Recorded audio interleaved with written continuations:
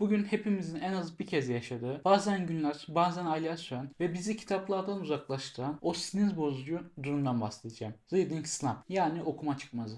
Elinize bir kitap aldınız, ilk sayfayı açtınız ama bir türlü ilerleyemiyorsunuz. Satırlar gözünüzün önünden geçiyor ama hiçbir şey aklınızda kalmıyor. Normalde bir günde bitirdiğiniz kitabı bir haftadır bitiremiyorsunuz. Kendinizi suçlu hissediyorsunuz. Artık okumayı sevmiyor muyum diye sorgulamaya başlıyorsunuz. Eğer bu senaryolar size tanıdık geliyorsa doğru videoya tıkladınız. Bugün Reading Slump'ın ne olduğunu, neden yaşandığını, nasıl üstesinden gelinebileceğini ve bu dönemde okuyabileceğiniz kitap önerilerini sizlerle paylaşacağım.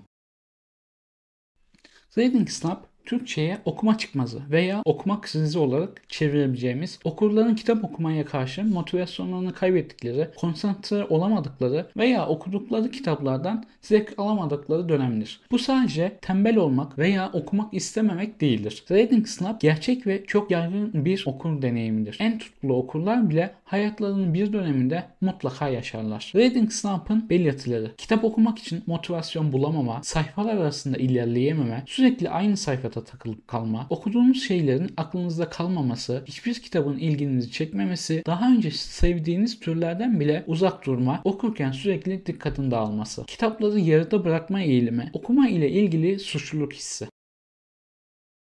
Reading slump'ın pek çok nedeni olabilir. 1. Zihinsel ve fiziksel yorgunluk. Bu reading slump'ın en yaygın nedenlerinden biri. Düşünün, sabah işe gidiyorsunuz, 8-10 saat çalışıyorsunuz. İşten sonra eve gelip yemek yapıyorsunuz. Belki spor yapıyorsunuz, ev işleriyle uğraşıyorsunuz. Akşam kitap elinize aldığınızda beyniniz zaten çoktan kapasitesini doldurmuş durumda. Okuma pasif bir aktivite gibi görünse de aslında oldukça aktif bir zihinsel süreçtir. Kelimeleri işlemelisiniz, anlamlandırmalısınız, hayal gücünüzü kullanmalısınız. Karakterleri ve olayları takip etmelisiniz. Yorgun bir beyin için bu çok büyük bir iştir. Özellikle karar yorgunluğu yaşadığınız dönemlerde, yani gün boyunca yüzlerce karar vermek zorunda kaldığınızda beynin bir de kitap okurken kararlar alma, şeyleri anlamlandırma konusunda isteksiz olması çok normaldir. Fiziksel yorgunluk da etkilidir. Uyku düzeniniz bozuksa, yetersiz uyuyorsanız, kronik yorgunluk yaşıyorsanız okuma gibi konsantrasyon gerektiren aktivitelerde başarılı olamazsınız. 2. Yanlış kitap seçimi. Bu çok önemli ve çoğumuzun farkında olmadığı bir durum. Bazen herkes bu kitabı övüyor, benim de okumam lazım diye düşünüyoruz. Ya da bu yazar çok ünlü, mutlaka iyi olmalı deriz. Belki de bu kitap klasik, kültürlü insanlar bunu okur baskısı hissederiz. Ama işin gerçeği şu: sizin için doğru zaman olmayabilir. Bir kitap objektif olarak çok iyi olabilir. Ama sizin o anki ruh halinize,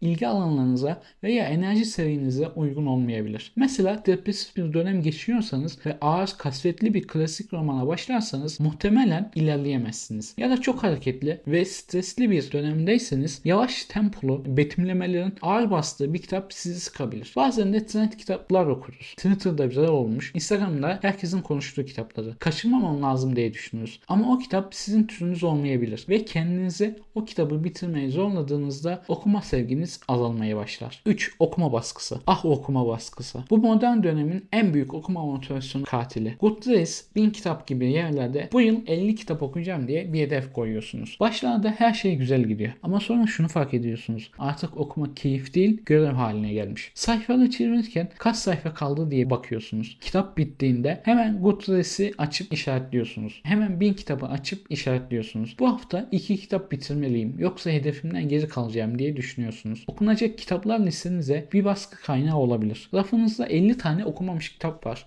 ve hepsi size bakıp ne zaman beni okuyacaksın diye soruyor gibi hissedebilirsiniz. Bu da bir tür performans anksiyetesi oluşturuyor. Sosyal medya bu baskıyı daha da arttırıyor. Twitter'da insanlar ayda 10 kitap bitiriyorlar. Instagram'da herkes güzel kitap fotoğrafları paylaşıyor. Siz de ben de öyle olmalıyım diye düşünüyorsunuz. Ama unutuyoruz ki okuma bir yarış değil. Kimseyle rekabet etmiyoruz. Okuma kendi zevkimiz ve gelişimimiz için yapılması gereken bir aktivite. 4. Mükemmel kitaptan sonra gelen boşluk. Bu durum çok ilginç ve çok gerçek. Bazen öyle bir kitap okursunuz ki sizi derinden etkiler. Karakterleriyle bağ kurarsınız. Onların dünyasına girersiniz. O dünya sizin gerçeğiniz haline gelir. Ve kitap bittiğinde kendinizi boşlukta hissedersiniz. Bu duruma kitap koması deniyor. Kitap bittiğinde kendinizi boş, yorgun, hatta hafif depresif hissediyorsunuz. Ve işin kötü tarafı, bir sonraki kitaba başladığınızda sürekli o önceki kitapla kıyaslarsınız. Bu karakterler o kadar iyi değil. Bu olay örgüsü o kadar sürükleyici değil. Bu duyguları hissetmiyorum dersiniz. Bu durum özellikle uzun serileri bitirdiğinizde çok yoğun yaşanır. Mesela Harry Potter'ı bitirdiniz. Artık ne okuyacağınızı bilmiyorsunuz. Yıllarca o karakterlerle vakit yaşadınız. Şimdi onlardan ayrılmak zor geliyor. 5. Dijital dikkat dağınıklığı. Bu 21. yüzyılın en büyük sorunlarından biri. Akıllı telefonlar, sosyal medya, sürekli bildirimler, dikkat süremiz giderek kısalıyor. Araştırmalar gösteriyor ki ortalama dikkat süremiz son 20 yılda önemli ölçüde azaldı. TikTok, Instagram Reels, YouTube Short gibi platformlar bizi hızlı, kısa içeriklere alıştırdı. 15-60 saniyede bir dopamin patlaması alıyoruz. Bununla ilgili bir video yapmıştım. Açıklamalar bölümüne koyarım. Şimdi düşünün. Bir kitap okurken 30-40 dakika aynı konuya odaklanmanız gerekiyor. Yavaş, tempolu bir anlatım var. Sayfalar boyunca betimleme olabilir. Karakterler gelişiyor ama bu zaman alıyor. Beynimiz artık bu yavaş tempoya alışkın değil. Sürekli daha hızlı, daha heyecanlı, daha kısa içerik arıyor. Kitap okurken telefon çalıyor, bildirim geliyor. Bir bakmam lazım diyorsunuz ve konsantrasyon bozuluyor. Ayrıca çoklu görev yapma alışkanlığı da etkili. Dizi izlerken telefondan sosyal medyaya bakıyoruz. Yemek yerken video izliyoruz. Beyin sürekli bir uyaran bombardıman altında. Kitap okumak için gereken o sessiz odaklanmış hal artık zor geliyor. 6. Mevsimsel değişiklikler. Bu çok ilginç ama gerçek bir durum. Bazı insanlar belirli mevsimlerde daha az okur. Yaz aylarını düşünün. Hava güzel, dışarıda vakit geçirmek istiyorsunuz. Sosyal aktiviteler artıyor. Tatile gidiyorsunuz. Enerji seviyeniz yüksek ama kitap okumak için oturma isteğiniz düşük. Kış ayları da farklı bir sebepten zor olabilir. Özellikle Kasım-Ocak döneminde mevsimsel depresyon yaşayan insanlar için okuma motivasyonu bulmak çok zor. Enerji düşük, ruh hali kötü, sadece battaniyeye sarılıp dizi izlemek istiyorsunuz. İlkbaharda da bir geçiş dönemi olduğu için bazı insanlarda okuma alışkanlıklarını etkiliyor. Sonbahar ise genellikle okumak için en iyi mevsim kabul edilir. Hava serin, dışarı çıkmak pek çekmiyor. Sıcak bir içerikle kitap okumak çok keyifli. 7. Yaşamsal değişiklikler ve büyük olaylar. Hayatımızda büyük değişiklikler olduğunda rutin alışkanlıklarımız bozulur. Okuma da bundan etkilenir. Yeni bir şehre taşındınız mesela. Yeni ev, yeni mahalle, yeni iş yeri, her şeye alışmaya çalışıyorsunuz. Eski okuma rutininiz bozulur. Belki eski favori okuma köşeniz yoktur. Belki ulaşım farklıdır ve daha yorucudur. Ya da yeni bir işe başladınız. İlk aylarda her şeyi öğrenmeye çalışıyorsunuz. Zihinsel olarak çok yorulursunuz. Eve geldiğinizde beyin kapasitesi kalmaz. Veya ilişki değişiklikleri. Yeni bir ilişki başladı. Zamanınızın çoğunu o kişiyle geçiriyorsunuz. Ya da bir ilişki bitti. Duygusal olarak çok zorlanıyorsunuz. Okuduklarınız aklınızda kalmıyor. Sağlık sorunları da olabilir. Kronik ağrı, hastalık, ameliyat sonrası dönem. Bunlar hem fiziksel hem de zihinsel olarak sizi etkiler ve okumayı zorlaştırır. Aile değişiklikleri olabilir. Bebek sahibi olmak, evlenmek, boşanmak, bir yakınınızı kaybetmek. Tüm bunlar hayatımızı alt üst eder. Okuma gibi rutin aktiviteler ikinci plana düşer. Şimdi en önemli kısma geldik. Bu durumdan nasıl kurtulabiliriz? Birçoğunu uyguladığım ve diğerlerini araştırıp öğrendiğim işte size 15 madde. 1. Kendinize baskı yapmayın. Kabullenme aşaması. Bu en önemli adım ve muhtemelen en zor olanı. Çünkü biz okurlar okumayı kimliğimizin bir parçası olarak görürüz. Ben bir okur değilsem kim oluyorum diye düşünürüz. Ama şunu kabul etmeliyiz. Reading Slump okur olmayı bıraktığımız anlamına gelmez. Sadece ara verdiğimiz anlamına gelir. Tıpkı bir koşucunun ara vermesi onun koşucu olmaktan çıkmasına neden olmaması gibi. Kendinize şunu söyleyin. Şu an okuyamıyorum ve bu tamamen normal. Bu geçici bir durum. Beni daha kötü bir insan yapmıyor. Suçluluk hissi çok zararlı. Bir ay okumadım, ne kadar kötüyüm demek yerine bir ay dinlendim, beynimi başka aktiviteler için kullandım deyin. Bu kabullenme aşaması sizi rahatlatacak ve paradoks olarak okumaya geri dönmenizi sağlayacaktır. Çünkü artık okuma bir zorunluluk değil, bir seçim olacak. 2. Okuma hedeflerinizi düşürün veya tamamen bırakın.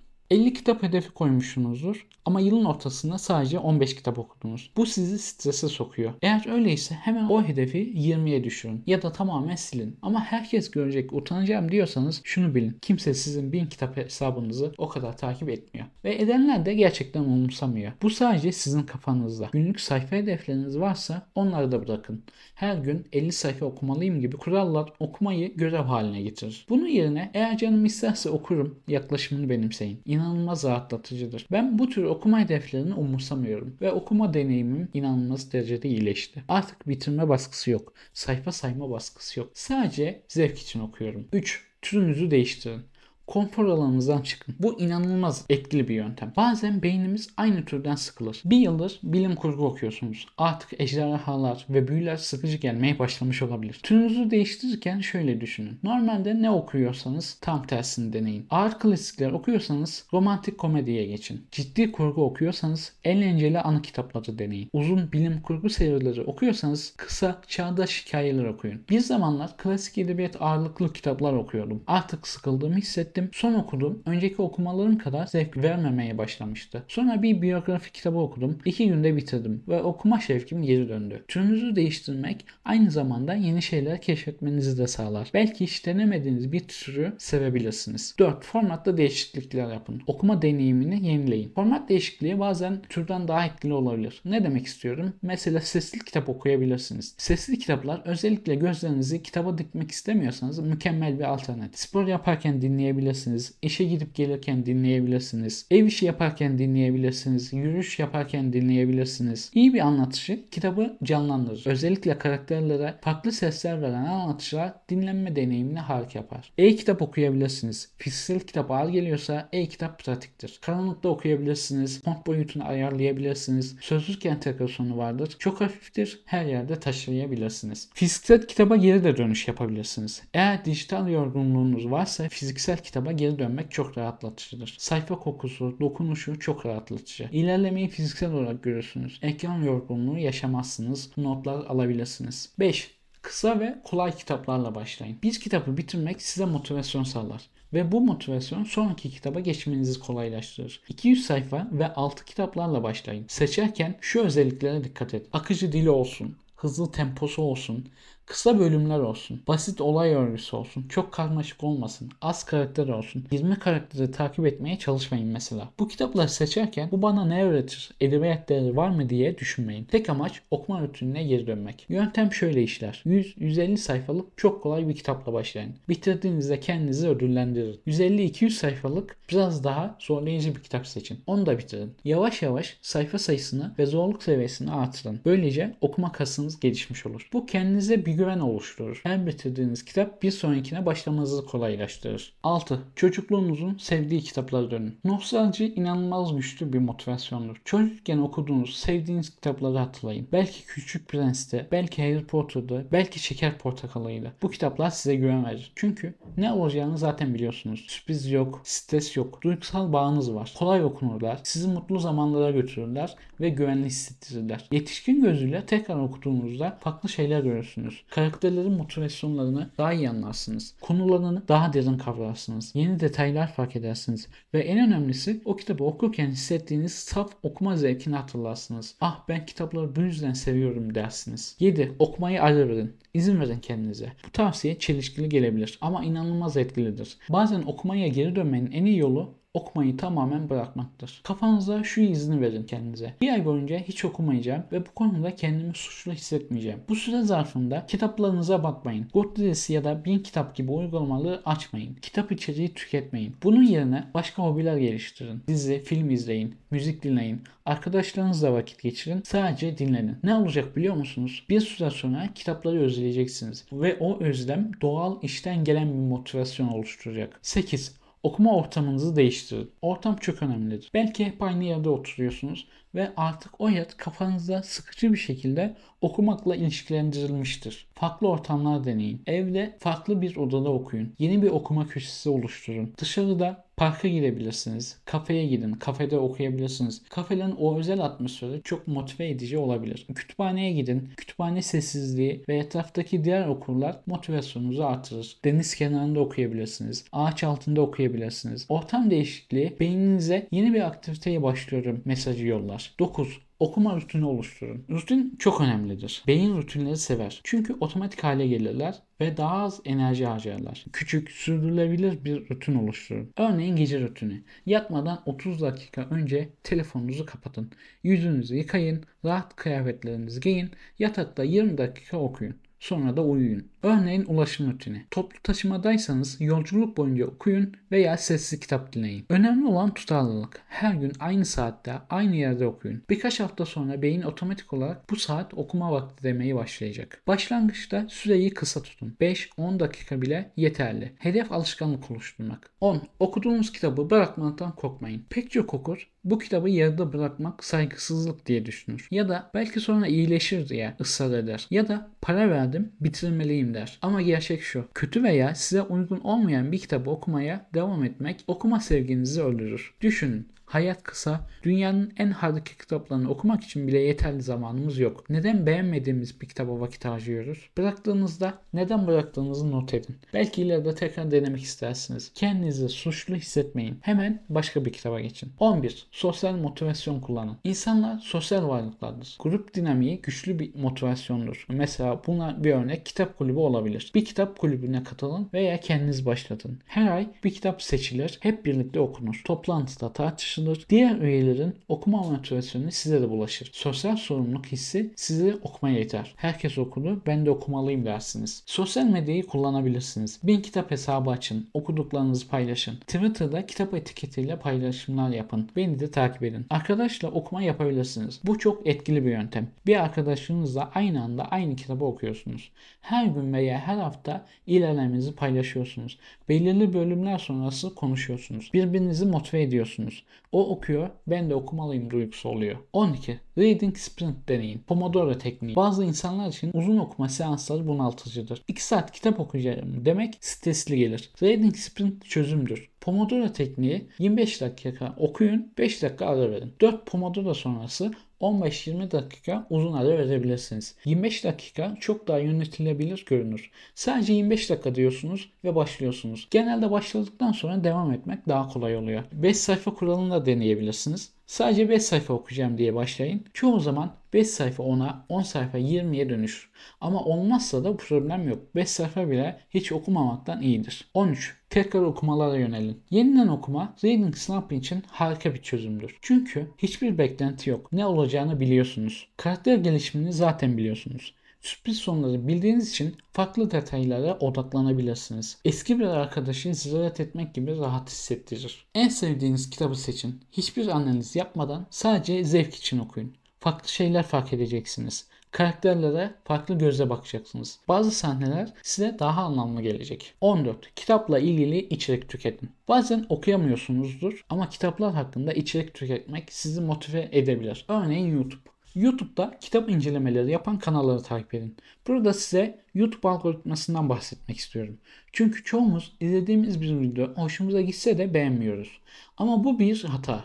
Çünkü YouTube algoritması eğer videoyu beğenirsek bizim karşımıza izlediğimiz tarz içerikleri çıkarıyor. Beğendiğiniz kitap kanallarının videolarının beğen tuşuna basın ki YouTube algoritması daha çok karşınıza kitap videoları çıkarsın. Hazır konusu açılmışken bu videoyu da beğenmeyi unutmayın. Kitap kafelere gidebilirsiniz. Sadece gezmek için. Yeni kitapların kokusunu almak, kapaklara bakmak, rastgele sayfalar açmak. Bu bile okuma isteği oluşturur. Kitap alışverişi yapabilirsiniz. Bazen yeni bir kitap satın almak motivasyon kaynağıdır. Ama dikkat edin, çok fazla almayın. Bu kez de okuyacaklar listesi çoğalır. Yazar röportajları okuyabilirsiniz. Yazarların yazma süreçlerini, ilhamlarını okumak sizi de okumaya teşvik edebilir. 15 ve en sonuncusu. Profesyonel yardım düşünün. Eğer okuyamama durumunuz uzun sürüyorsa 6 aydan fazla ve diğer yaşam alanlarınızı da etkiliyorsa bu daha derin bir sorunun belirtisi olabilir. Depresyon belirtisi olabilir. Hiçbir şeyden zevk alamama varsa, konsantrasyon problemi varsa, motivasyon kaybı varsa, okumaya dahil tüm hobilerde ilgi kaybı varsa bu depresyon olabilir. Anksiyete olabilir. Anksiyetenin belirtileri şunlar. Sürekli endişe, okumaya odaklanmayı zorlaştırır.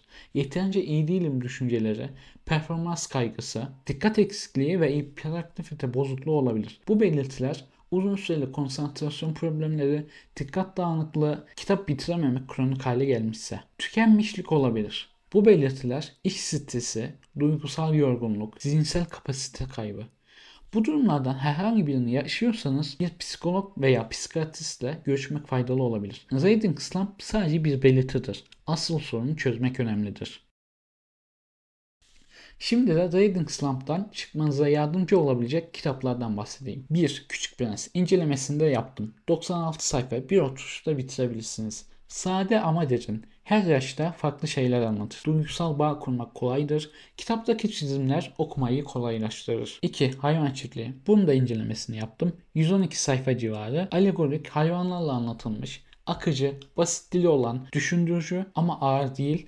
Politik temalar ama eğlenceli anlatımı var. 3. Fareler ve insanlar. Bunun da incelemesini yaptım. 107 sayfa. Amerikan klasiği. Güçlü karakterler var. Duygusal, unutulmaz bir yönü var. Filmini de izlemenizi tavsiye ederim. Filmi de güzeldir. 4. Şeker Portakalı. 187 sayfa. Çocukluk masumiyeti var. Nostaljik, duygusal ama okuyucu dostu. Hızlı okunabilecek bir kitap. 5. Kürk Mantolu Madonna. 160 sayfa. Türk Edebiyatı'nın incisi diyebileceğimiz bir roman. Romantik, trajik, çok akıcı, duygusal bağ kurmak kolaydır. Roman dedim ama novella diyebiliriz bu kitaba. Tabi bunlar benim önerilerim. Siz sevdiğiniz türden başka kitaplarda başlayabilirsiniz. Şimdi size kendi Reading Slump hikayemi ve bu süreçte öğrendiklerimi anlatmak istiyorum. Ben de arada sırada Reading Slump'a girerim. Bu genelde iş konusunda yoğun olduğum zamanlarda oluyordu. Kitapları açıyordum, ilk sayfayı okuyordum, hiçbir şey aklımda kalmıyordu. Sosyal medyada herkesin kitap fotoğrafları paylaştığını görüyordum ve kıskançlık hissediyordum. Onlar okuyabiliyor, ben neden okuyamıyorum diye soruyordum kendime. Kitap evlerine gitmeyi bile bıraktım. Çünkü kitapları gördüğümde kendimi başarısız hissediyordum. Sonradan iş yönünden biraz rahat bir döneme girdim ve bir karar verdim. Her okuduğum kitabın incelemesini yapacağım. Zaten YouTube'a video çekmek gibi aklımda bir plan vardı. Böylece ikisini birleştirerek bu kanalı açtım. Az okusam da artık üzerimde baskı hissetmiyorum. Bir kitabın incelemesini çekerken, o kitapla vakit geçirirken mutlu oluyorum. Kimseye yetişme gibi ya da kimseyi geçme gibi bir derdim yok. Artık hedef yok, baskı yok. Okumalıyım duygusu yok. Sadece okumak istiyorum var. Bu deneyimlerden öğrendiklerime gelirsek, Reading Slump normal ve geçicidir. 6 ay okumadım ama sonunda geri döndüm. Eğer gerçekten okumayı seviyorsanız mutlaka geri dönersiniz. Baskı en büyük düşman. Okuma hedefleri, okunacak kitap listesi, yeterince okuyamıyorum duygusu. Bunlar okuma sevgisini öldürür. Kendinize izin verin.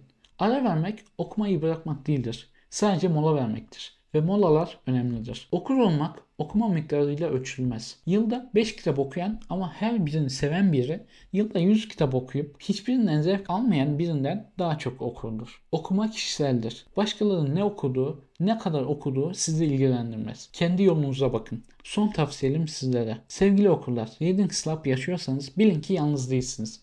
Milyonlarca okur aynı şeyi yaşıyor ve hepimiz bu durumdan çıkıyoruz. İlk ve en önemli şey kendinize karşı nazik olun. Okuyamıyorum diye kendinizi yargılamayın. Kötü bir okur değilim. Sadece ara veriyorum deyin. Hedefler konusunda esnek olun. Okuma hedefiniz var mı? Düşürün veya tamamen silin. Hiçbir kitap hedefi okuma sevginizden daha önemli değil. Kalite her zaman sayıdan önemlidir. 50 kitap okuyup hiçbirini hatırlamamaktansa 5 kitap okuyup her birinin derinlemesine yaşamak çok daha değerlidir. Bir kitabı yarım bırakmak utanılacak bir şey değildir. Beğenmediğiniz kitabı bırakın. Hayat çok kısa. Kötü kitaplar için zaman yok. Okuma bir yarış değildir. Kimseyle rekabet etmiyorsunuz. Kendi hızınızda, kendi tarzınızda, kendi zevkinize göre okuyun. Her okuma sayılır. Dergiler, makaleler, bloglar, grafik romanlar, resimli kitaplar hepsi okumadır. Gerçek kitap diye bir şey yoktur. Ara vermek cesaret ister. Okumayı ara vermek pes etmek değildir. Aksine kendinizi dinlediğiniz anlamına gelir. Kütüphaneler en iyi arkadaşınızdır. Satın alma baskısı olmadan kitapları deneyebilirsiniz. Reading Slump bazen bir mesaj verir. Belki beyniniz farklı bir aktiviteye ihtiyaç duyuyordur. Belki müzik çalmayı, resim yapmayı, yazı yazmayı deneme zamanıdır. Okuma her zaman olmak zorunda değil. Topluluktan güç alın. Kitap kulüplerine katılın. Online forumlarda aktif olun. Okuma arkadaşınız olsun. Yalnız değilsiniz. Hep birlikte bu yolculuktayız. Okumanın farklı formlarını keşfedin. Sesli kitapları deneyin. Belki sizin için okuma gözlerinizle değil kulaklarınızladır. Belki e-kitap size uygundur. Belki grafik romanlar. Deneyin, keşfedin. Kendinize soru sorun. Neden okuyorum? Çünkü okumalıyım mı diyorsunuz? Çünkü başkaları okuyor mu diyorsunuz? Yoksa gerçekten sevdiğim için mi okuyorum diyorsunuz? Eğer cevap sevdiğim için değilse belki de biraz durup düşünmek gerekiyor. Reading slumper'ınızı belgeleyin. Günlük tutun. Neler hissediyorsunuz, neler deniyorsunuz, ne işe yarıyor? İleride tekrar yaşayabilirsiniz, rehberiniz olur. Profesyonel yardımdan çekinmeyin. Eğer okuyamama durumunuz depresyon, anksiyete veya başka mental sağlık sorunlarının belirtisi ise bir uzmana danışın. Okuma sadece bir belirtidir. Asıl sorunu çözmek gerekiyor. Son sözüm sevgili okurlar. Bu videoyu çekerken fark ettim ki Reading Slump aslında sadece okuyamama değil, o çok daha derin bir şey. Kendimizle olan ilişkimiz, beklentilerimiz, modern hayatın getirdiği stres ve baskılarla başa çıkma şeklimizle ilgili. Reading Slump bize bir şey öğretiyor. Ara vermek sorun değil, yavaşlamak sorun değil. Her zaman %100 performansta olmak zorunda değiliz. Ben şimdi bu videoyu çekerken yılda ortalama 30-35 kitap okuyorum. Bu bazılarımıza az gelebilir ama ben bu kitaplarla vakit geçiriyorum. Çünkü okuduğum her kitabı gerçekten seviyorum. Hiçbirini zorunluluktan okumuyorum. Sizlere vereceğim en önemli tavsiye okumayı bir görev olmaktan çıkarıp tekrar bir zevke dönüştürün. Unutmayın, çocukken okumaya başladığınızda hiçbir hedef yoktu, hiçbir liste yoktu, hiçbir baskı yoktu. Sadece merak vardı, hayal gücü vardı, keyif vardı. O duyguya geri dönün. İçinizdeki o çocuğu bulun. Elinde bir kitap, battaniyenin altında fenerle gizlice okuyan, sayfaları heyecanla çeviren o çocuğu. Reading Slump geçicidir. Ama okuma sevginiz kalıcıdır. Sadece onu tekrar bulmanız gerekiyor. Ve eğer şu an Reading Slump içindeyseniz size bir önerim var. Bu videoyu kapattıktan sonra hiçbir beklenti olmadan kitaplığınıza gidin. Rafınızdaki kitaplara bakın. Hangisi size beni oku diye bağırıyor? Hangisinin kapağı ilginizi çekiyor? Hangisini uzun zamandır unutmuşsunuz? O kitabı elinize alın. Ağırlığını hissedin. Sayfalarını karıştırın. Kokusunu alın. Ve sonra hiçbir şey yapmayın. Sadece onu tutun. O kitabın varlığını hissedin. Belki okumak istersiniz, belki istemezsiniz. İkisi de sorun değil. Ama o kitabı elinize aldığınız an zaten bir şey başlamış oldu. Çünkü merak uyandı. Ve merak okumaya geri dönüşün ilk adımıdır. Unutmayın, siz hala bir okursunuz. Sadece şu an ara veriyorsunuz. Reading Slump başarısızlık değil, bir süreçtir. Geri döneceksiniz. Çünkü okumayı seviyorsunuz. Ve geri döndüğünüzde daha güçlü, daha bilinçli, daha özgür bir okur olacaksınız. Bu videoyu faydalı bulduysanız lütfen beğenmeyi unutmayın. Abone olarak beni destekleyebilirsiniz. Ve en önemlisi yorumlarda kendi Reading Slump hikayenizi paylaşın. Sizin hikayeniz başka birini motive edebilir. Sizin çözümünüz başka birine ışık tutabilir. Hepimiz bu toplulukta birbirimizi destekliyoruz. Sorularınız, kitap önerileri, istekleriniz ya da sadece sohbet etmek isterseniz yorumlarda buluşalım. Her yorumu okuyorum ve cevaplamaya çalışıyorum. Ve sizlere bir soru. Şu an Reading Slump içinde misiniz yoksa geçmişte yaşadınız mı? Ne kadar sürdü? Nasıl çıktınız? Hangi kitap sizi kurtardı? Yorumlarda paylaşın. Son bir alıntı paylaşmak istiyorum. Çizgi roman yazarı Neil Gaiman'in bir sözü var. Hep aklımda tutarım. Bir kitap ellerinizde tuttuğunuz bir dünyadır. Bazen o dünyayı görecek enerjimiz olamaz ve sorun değil. Dünya hala orada bekliyor. Hazır olduğunuzda o dünyaya geri döneceksiniz. Sevgili okurlar, kendinize karşı sabırlı olun. Nazik olun, anlayışlı olun. Reading Slump sizi daha kötü bir insan yapmıyor. Sadece dinlenmeye ihtiyacınız olduğunu gösteriyor. Ve unutmayın, okumak bir görev değil, bir armağandır. Kendinize verdiğiniz bir hediyedir. Ve hediyeler zorla verilmez. Severek, isteyerek verilir. Bu yolculukta yalnız değilsiniz. Dünya çapında milyonlarca okur şu an sizinle aynı durumda. Hepimiz birlikte bu süreci yaşıyoruz. Hepimiz birlikte öğreniyoruz. Ve hepimiz birlikte büyüyoruz. Sonraki videolarda görüşmek üzere. Mutlu okumalar ya da mutlu ara vermeler. Hangisi size uygunsa. Hoşça kalın, edebiyatla kalın.